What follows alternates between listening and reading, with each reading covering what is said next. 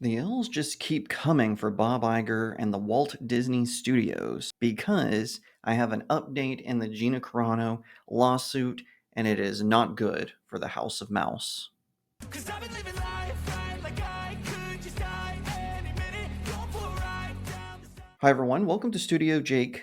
My name is Jacob Berry. I am the host of this vidcast. Be sure to like, share, subscribe, and if you're watching on YouTube, ring that little bell so you get notifications when I post a new vidcast, and consider becoming a channel member. Okay, so just recently, Gina Carano posted an update. Gina Carano posted on her X account how Disney was stalling the discovery phase of the trial by filing constant motions, by delaying, saying, oh, we'll get you to them at this certain point and whatnot. And I did a whole video on that. And she also noted that her attorneys, who are being financed by Elon Musk, were going to file a motion to compel the discovery. Well, it just turns out that the judge ruled in favor of Gina Carano, slapping Disney hard for their delay tactics. In a next post from Gina Carano's attorney, Jean Scher, I hope I'm pronouncing that correctly, discovery motion granted in Gina Carano's case against Disney. The court is forcing Disney to turn over information about how stars like Pedro Pascal, Rosario Dawson, and others from The Mandalorian, other Disney Plus Star Wars shows, and the forthcoming movie The Mandalorian and Grogu were compensated for their roles. Disney must produce verified spreadsheets showing actor pay across multiple shows, key evidence that will help show the financial harm that Disney imposed on Gina when it unfairly and unlawfully terminated her. While the court's order did not give Gina access to everything she was looking for, it made clear we can seek further evidence on actor compensation if our expert concludes such evidence is still necessary after we review what Disney produces in response to this order. The judge also required Disney to move quickly, giving them only 20 days to comply with the order. The order shows the court won't let Disney bury relevant information in the high-stakes battle by playing procedural games. And then Gina Carano herself also posted this on X, and she wrote her own thank you to her attorneys and to Elon Musk. This is a small breath of fresh air in this long, arduous process. I am grateful to the court for moving so quickly. I look forward to the details of my case becoming public and clearing my name, which will allow me to continue doing what I love without such brutal discrimination. I remain grateful for this opportunity to defend myself against this Goliath. Thank you, Elon Musk X. So there it is. There is your update on the case. And I just would like to say Disney cannot stop taking the L's. Sure, they got a couple of W's with Deadpool and Wolverine, Guardians of the Galaxy Volume 3, and Inside Out 2, but they continue to fail at the box office. There's rumors that their more desired market, China, might actually ban not just Disney, but all of Hollywood. And also, A Working Man, a relatively low budget action thriller, just unseated Snow White at the box office. Bob Iger and the Disney board constantly are taking these L's, and it is a joy to watch.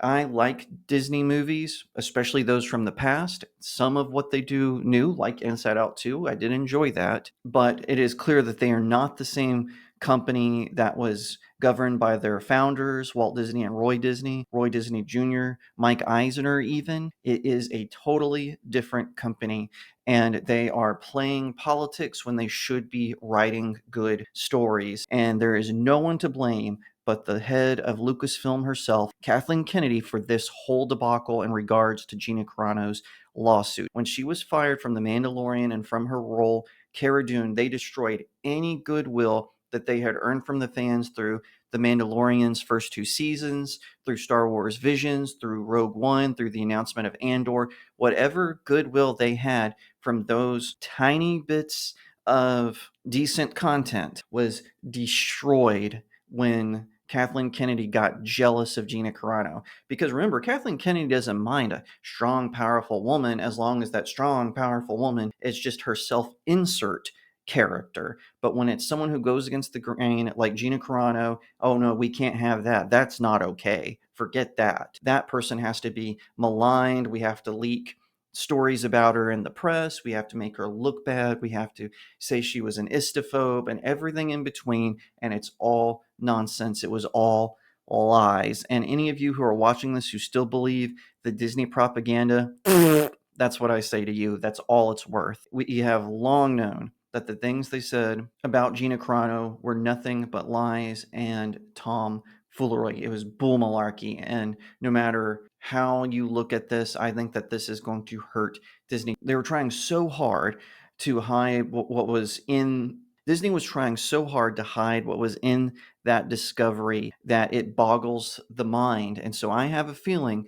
we're going to learn some incredibly difficult news for the Disney stands to be able to defend, which personally I think a lot of the stands that are on Instagram and X and Blue Sky even, that they're just bots operated by Disney employees. I think some of the comments I get that are negative toward Gina Carano on the videos I do about her are just Disney employees angry that someone like me would side with her and not them, because Disney thinks that they're above it all, but really they just get right down in the muck with the rest of us, especially in regards to this. She was fired over free speech, and I hope that her reputation is cleared. If I was the head of a major motion picture studio, I would cast her right away, because the amount of public support that she has gotten, that she has been surrounded with, it would catapult that movie into the top spot on any box office chart.